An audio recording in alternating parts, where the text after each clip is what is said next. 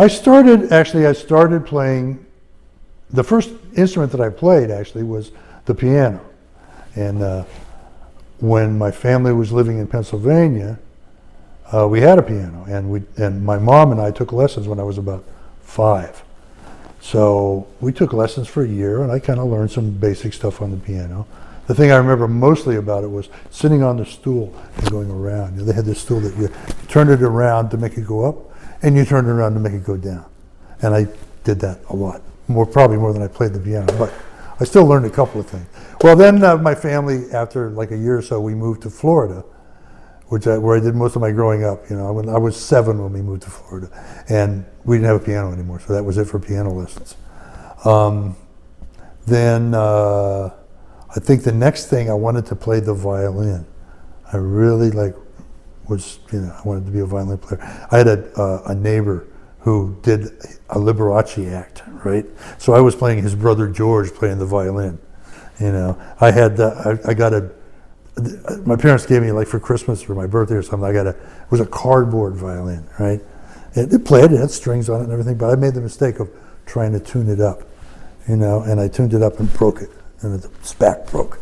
And then I played it like that for a while, but I had to give up the violin.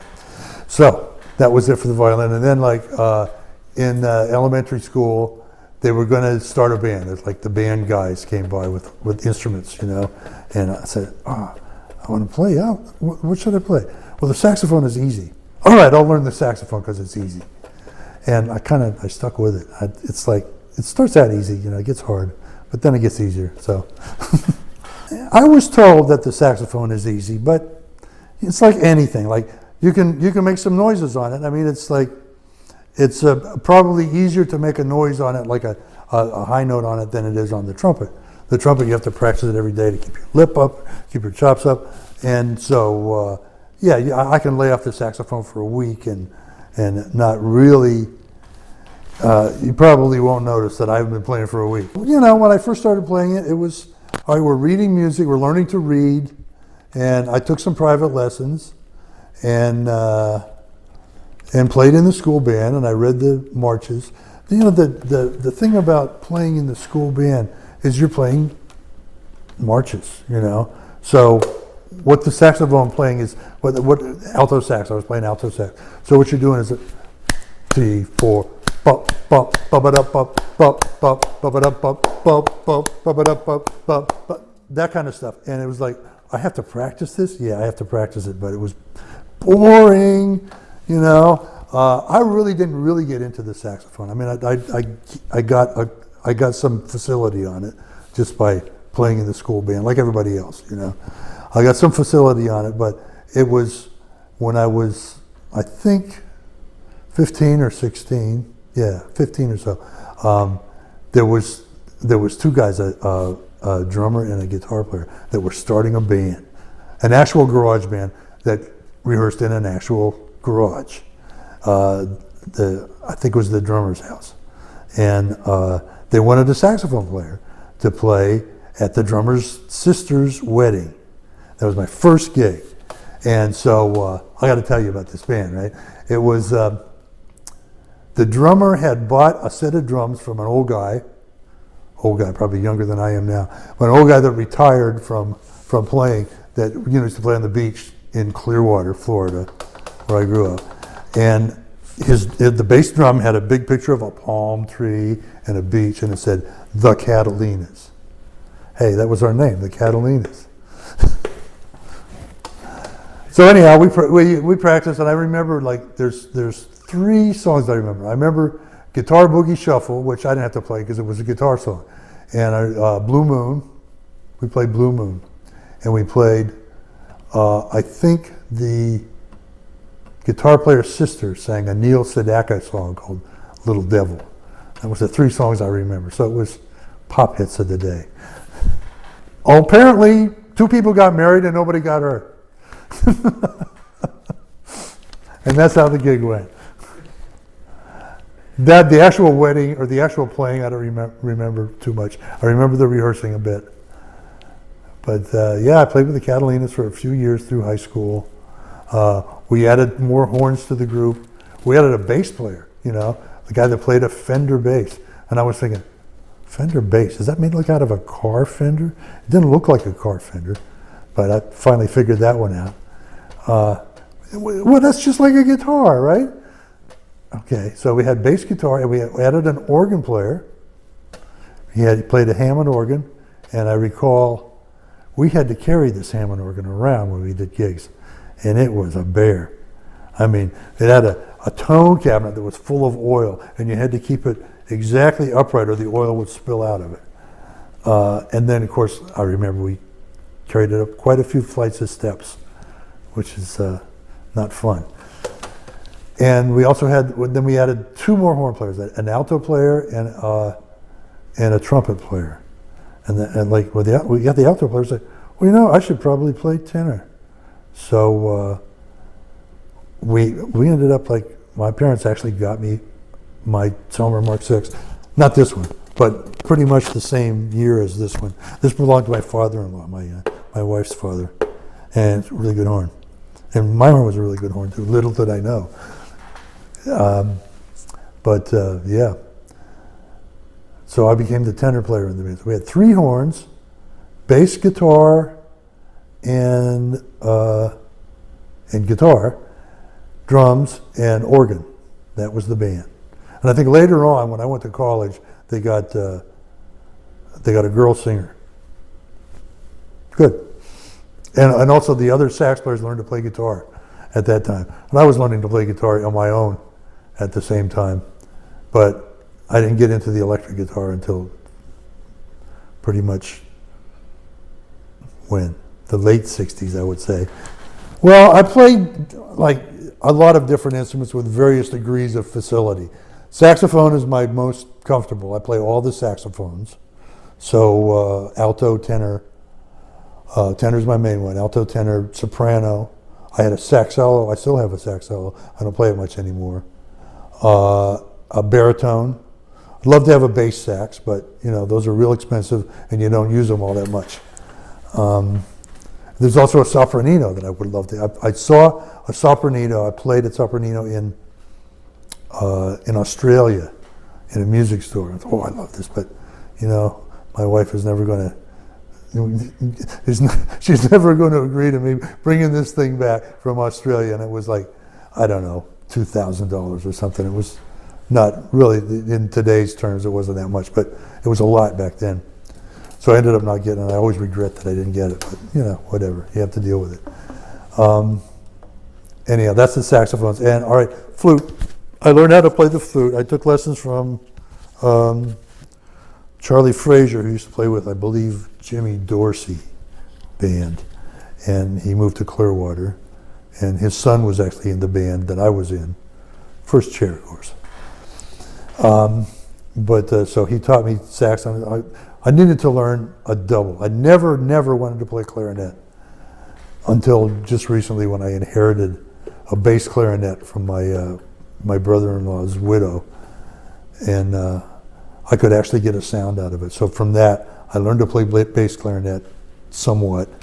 And then from that, I could actually play a little bit of clarinet, which I inherited a clarinet from my father-in-law too. It was in the sax case. It was like the 3-pack. You get in the sax case, you can put a tenor, a clarinet, and a flute. I didn't get a flute from him though.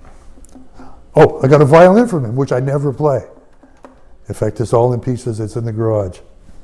Go figure. Do I know how to play the violin? I know the basic idea of it. No, I can't play the violin. Well, what it was it was a combination of getting in a rock and roll band, right? And discovering that, I didn't have to read the notes. I can learn stuff by ear, which I guess even at that time I had a pretty good ear. And I could learn stuff by ear. And I could, we could do a song that was my choosing, and not the band director's, And that was a big thing for me. And then I discovered, learning by ear, find some sax players to listen to. I mean, obviously you listen to King Curtis and Junior Walker and there was a couple of guys, actually, Stan Getz and Paul Desmond in the Brubeck Quartet. actually had hits that were on the AM radio charts of instrumental, like in Guess's case, it was Girl from Ipanema and Desafinado, which were bossa novas. And Desmond, of course, was in the Brubeck Quartet doing Take 5. And they played it on the radio, go figure. Jazz instrumentals. And the Brubeck thing was in 5/4 time. So yeah, I wanted to do that, so I tried to learn that. That was a whole era of like, all right, let's who's another good sax player that I can learn? How about John Coltrane's supposed to be good? All right, I started like, whoa, what is he doing? I don't know if I can learn that. I tried. Well, pretty much 16, 17, and I went away to college and I didn't really know what profession I wanted to go into, and then after a year, it was like, I ended up going to the nightclubs and sitting in jamming and going to the folk club and playing some guitar, and sitting in jamming they used to let you into the Beaux-Arts. They called it the Beaux-Arts. It really, if you pronounce it in the French way, it would be Beaux-Arts, but we call it the Beaux-Arts, you could get in there if you performed. So I would just bring my saxophone and I would play solo saxophone. That was my performance, which I still could do that a bit, Well, what happened was, I wasn't going to school for that. I was going to a school that really didn't have a band. They had, for my music credit, I had to take chorus, which, had helped, because I can sing in a chorus, I could read a little music, and I took a piano course. I learned a little more piano, but they didn't really have a band or an orchestra. They had an after-hours sort of a small jazz band that Professor Satterfield taught, and I remember there was a Duke Ellington tune that was in D flat. Oh, that was hard to play, and there were a lot of notes in it. Yeah, advice. I didn't really get any advice. I really did not. And in fact, in the course of going to school, I really started hanging out and going to clubs and sitting in, because that's what I really wanted to play jazz. As I discovered, and so my grades dropped. I lost my scholarship, and then I dropped out of college. And that's what happened. And it wasn't until later that I had a little inheritance from one of my uncles on my dad's side, and went to Berkeley for about a semester, a little less than a semester. And I learned a couple things there too. And pretty much my education, music education, has been sporadic. I went to University of Miami. I took some courses there, arranging courses, composition courses, a really good piano course, like functional jazz piano. You learn how to comp, learn how to accompany, learn how to chord voicings, move them around in all keys. Very important, knowing how to play stuff in all keys. And I went to, actually the composition that I took was in Florida International University, which is also in Miami. Yeah, I would stop college and then I would go, I would get a gig on the road with a band. I mean, I remember we had a trio. It was a guitar player, actually not even a guitar player. It was me and Leo, the trumpet player from the Catalinas. We both ran into each other after we both dropped out of college, and we met a drummer, and he said, "I'm going to Atlanta. I know an agent there that could book us." Okay, let's go. So we went to Atlanta, and then somehow or another we found a guitar player, and Leo and I both doubled on bass and piano, and playing in clubs and whatnot. I remember the guitar player he was younger than us even, and he discovered Singapore slings. Bad idea. I never got a degree from anywhere. I took some courses. By the time I went to University of Miami, I knew I wasn't seeking a degree because I didn't want to be a teacher. I really had no interest in that. I've done a little bit of private teaching, but being a teacher in school really didn't interest me. And I didn't want to go for 4 years to get a degree to do something I didn't want to do. So then So I would, in between playing in different bands and doing some road things. I remember one of the things I think it was Leo and I again. We went up to join a group that was like the guitar player from the Catalinas was in. It was called the Relations, and they played in Columbus, Georgia, in which is like right by an army base, and we played in this little club, the Sebon Club. Yeah, and so yeah, they were all relations except for Leo and me, and like so I said, well, we don't look because we're both blonde hair, So well, let's dye our hair so we look like relations, which we did. I don't know if we looked that much like relations, but what happened was when we were out of that band, I remember I walked through a window somewhere, and really injured my hand and my knee and stuff, and I kind of dropped out of that band for a while.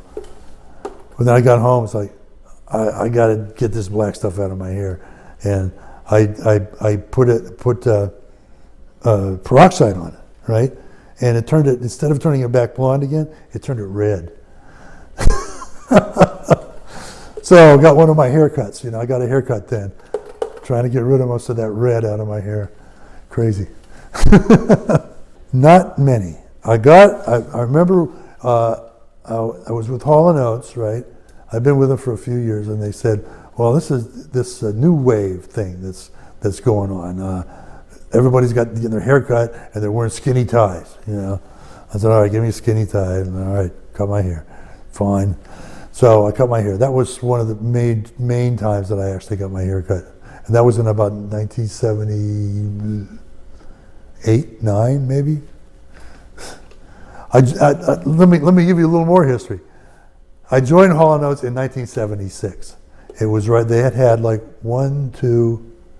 their third album was coming out, and they were having some success because Sarah Smile was a pretty big hit for them. And She's Gone was a big hit for Tavares, and like the Hall Notes re-released, and it was kind of a hit for them. And Bigger Than Both of Us was just coming out, which had Rich Girl on it. So that was about the time that I joined the band. And it was Eddie Zine, who just recently died, was the drummer. And Stephen Dees was the bass player. I still do a lot of work with him because most of those guys lived in Miami. That's where I met him. And Steve lived in Edgewater up on the east coast of Florida. And I've done some work with him since then, too, with the blues band and some of his own stuff. It was more like about 78, I think.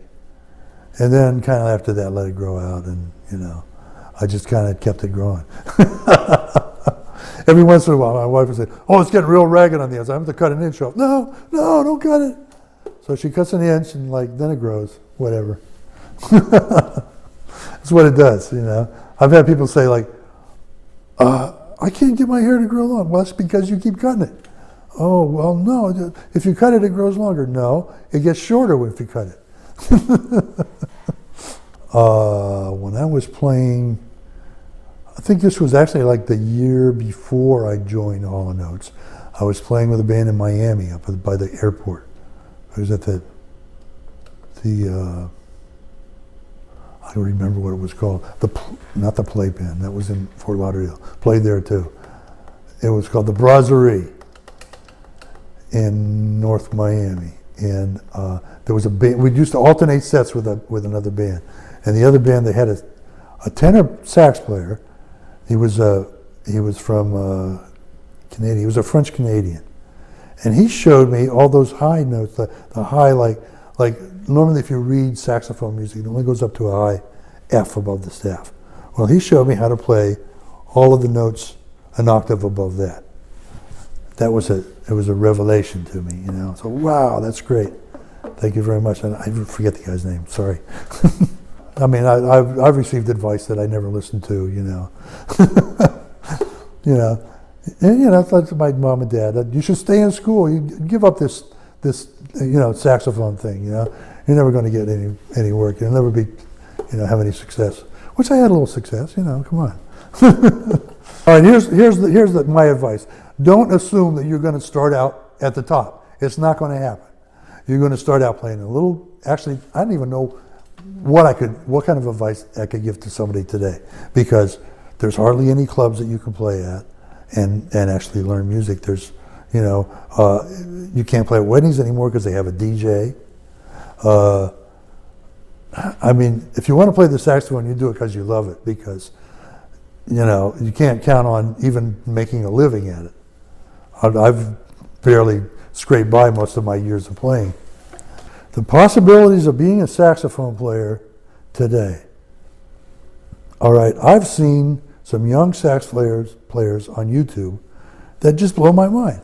These people that, like, guys, there's some women that can play the saxophone, and like they've got a lot more chops than me.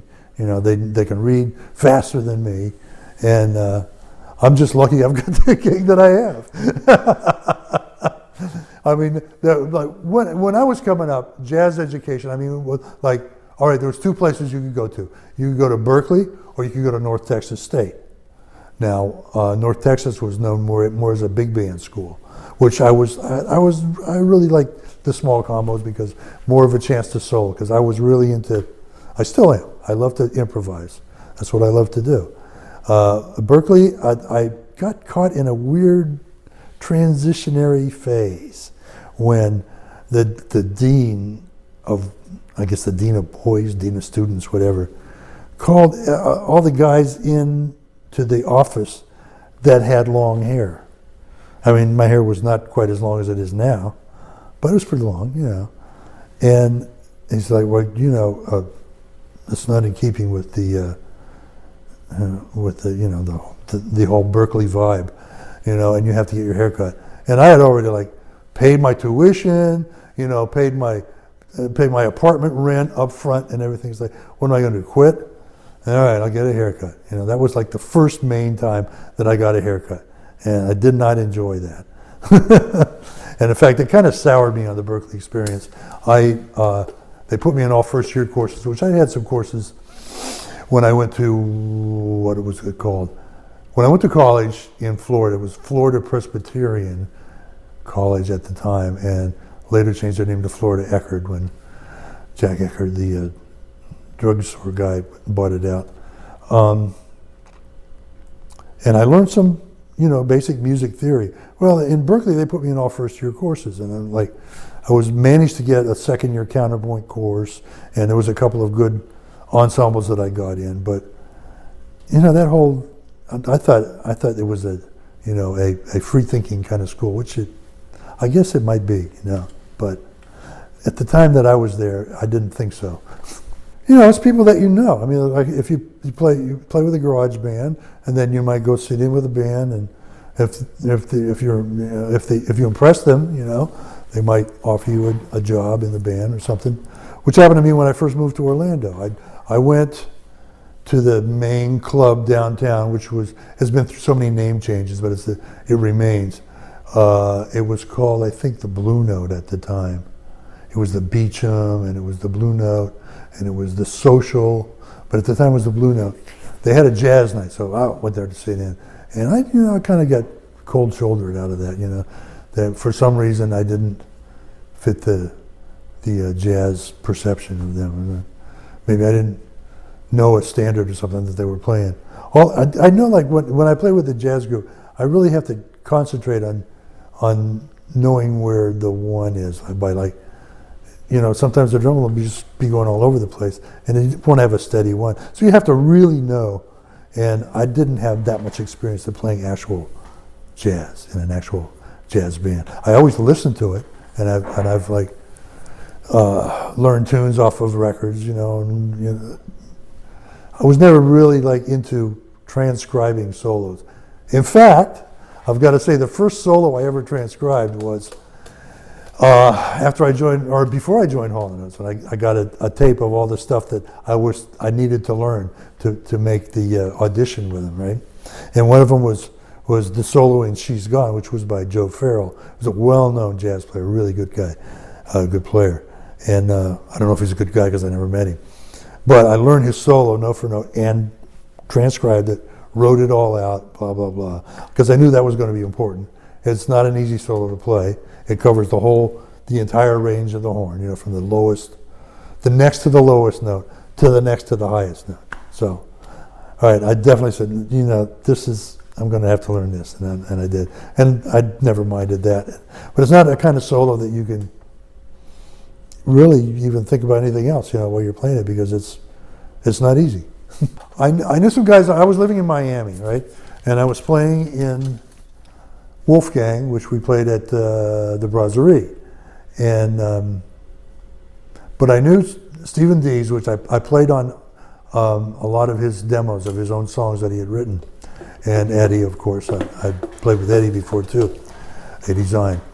And these guys, like, I had, like, by the time I kind of, like, my band, the Bethlehem Asylum, broke up in Miami, and everybody went their own ways. And I said, you know what, I'm just going to stay in Miami because I can work here. I'm not going to try searching for another city where it's all going to be happening, because, you know, who knows, it might not be happening for me. So I stayed in Miami. And so Steve and Eddie went up to New York, and they, somehow or another, they got a gig with Halla Notes. And it was before they'd had, like, I think it was before Sarah Smile was a hit. So they were like an up-and-coming band, you know. And so they did a couple of tours with them. They went to England with them.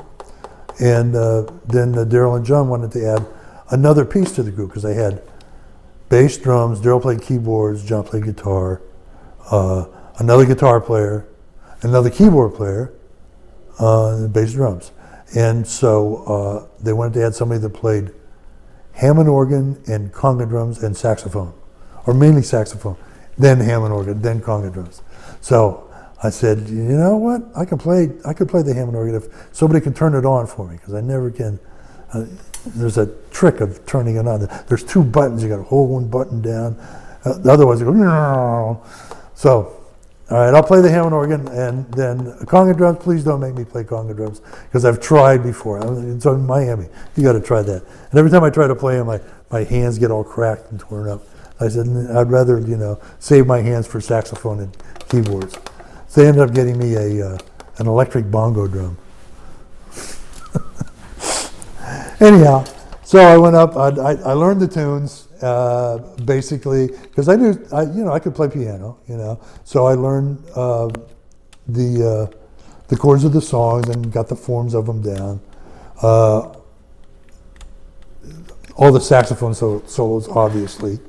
And so I went up and I got the audition. It's like, and I'm thinking, I'm not going to get this, you know. It's like, I'll just go back home and it would be a good shot, you know. So they all they had a conference and they said, all right, you got the gig. And I said, oh, wait a second. I haven't even told my wife about this, because I got married like 2 months. She and I got married we got married in April, and this was in July, early July. So April, May, June, 3 months. Early July, we did the audition with Hall Notes.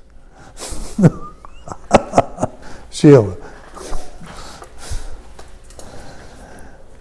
So I said, well, let me go home and talk to my wife. And they were like, what?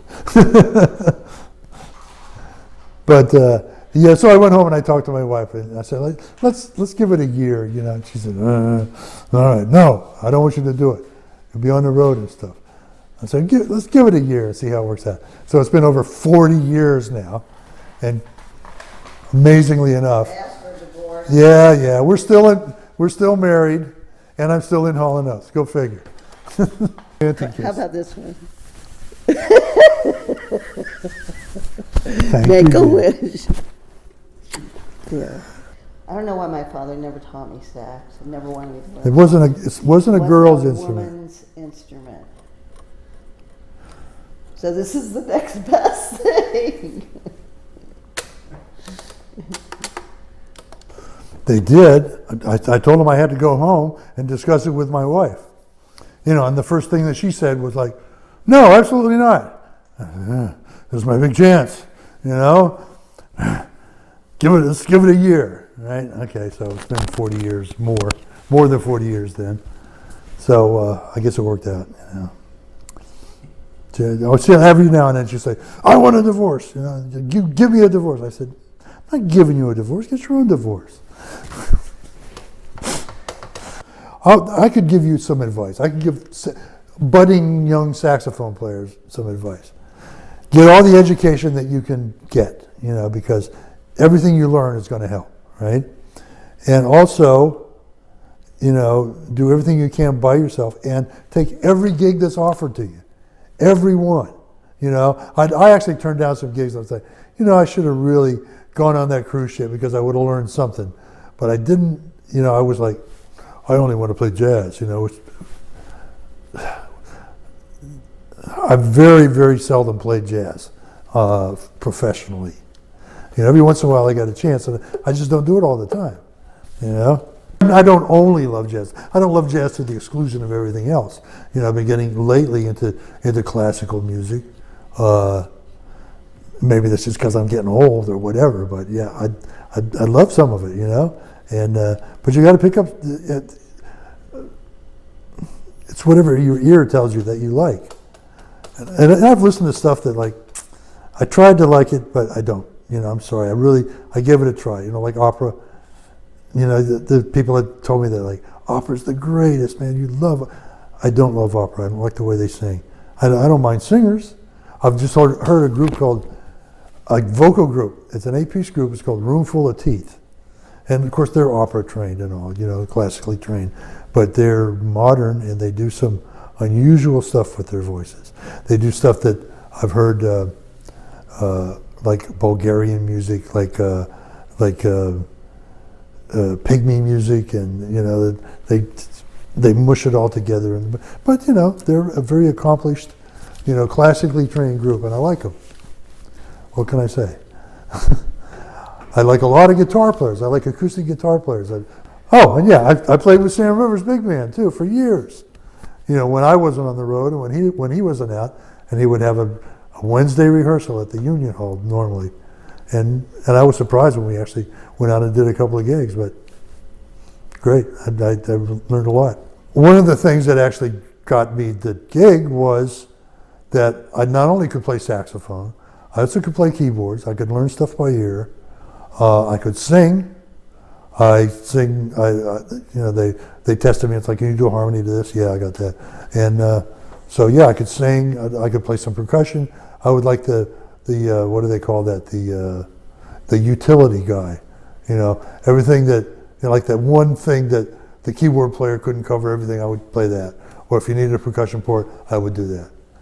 Now, of course, we have a percussion players. I still do some of the old stuff that I did, tambourine parts, you know, bell tree parts. I got a woodblock part, very important. Well, I'm a sax player, you know, and I've got this gig with Halla Notes. I've played on a lot of their big hits, and I write my own music. You know, I've done like 3 albums of my own. I guess you would say CDs, albums. Yeah, call them albums. And I like to play. What can I say? So for over 40 years now, I've been playing with Daryl and John Oates, saxophone, keyboards, percussion, flute, vocals, background vocals, and I show up on time usually, and I've been touring with them and recording with them for like 40 years. The coolest thing as a sax player, geez, I don't know. There have been some cool things. One of the cool things that, like, when I played in Sam Rivers' big band, I got to play first tenor with him, and the way that he structured the big band was like everybody got to take at least an 8-bar solo. So I always enjoyed my 16-bar solos in that band. It's like, because there was like, I could play in a style, not a style, but the way that he had everything structured was you could play anything and it would basically work, you know? And I love that.